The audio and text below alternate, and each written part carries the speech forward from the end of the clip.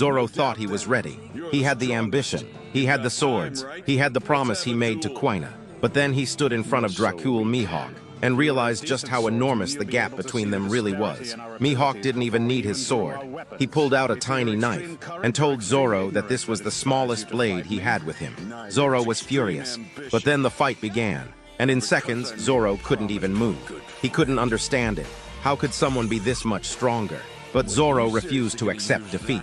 He would rather die than abandon the dream he had promised his childhood friend. And then came the moment that defined Roronoa Zoro forever. He turned his back toward Mihawk and refused to allow a single scar on it. Because to Zoro, a wound on his back would mean running away from defeat. He chose to face death head-on. And that's when Mihawk finally recognized something. This wasn't just another foolish pirate challenging him. This was someone with an ambition strong enough to survive defeat. "What's your name, young man?" "Roronoa Zoro." And Mihawk gave him something far more valuable than victory. Respect. He even told Zoro, "Become stronger, become better than me." Think about that. The world's strongest swordsman didn't tell Zoro to give up. He told him to come back someday and dethrone him. Zoro made his promise. He would never be defeated again until the day he became the world's greatest swordsman. And that's why this moment is bigger than just a fight.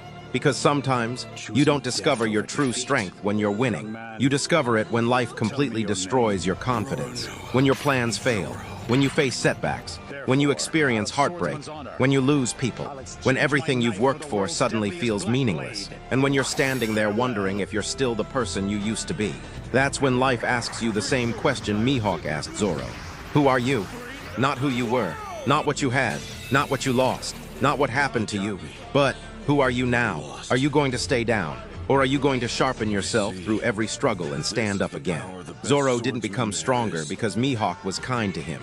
He became stronger because Mihawk showed him how much further he had to go. Sometimes the person who defeats you is the person who reveals the version of yourself you haven't become yet. So if you're going through something right now, remember Zoro, your current defeat isn't your final destination. It's just showing you how far you still have to climb. And one day, you might look back at the person you are today and realize that the struggle that almost broke you was the same struggle that built you.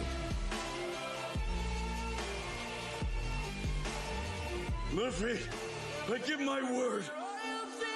I won't let myself be beaten again until the day I can dethrone Hawkeye as #1.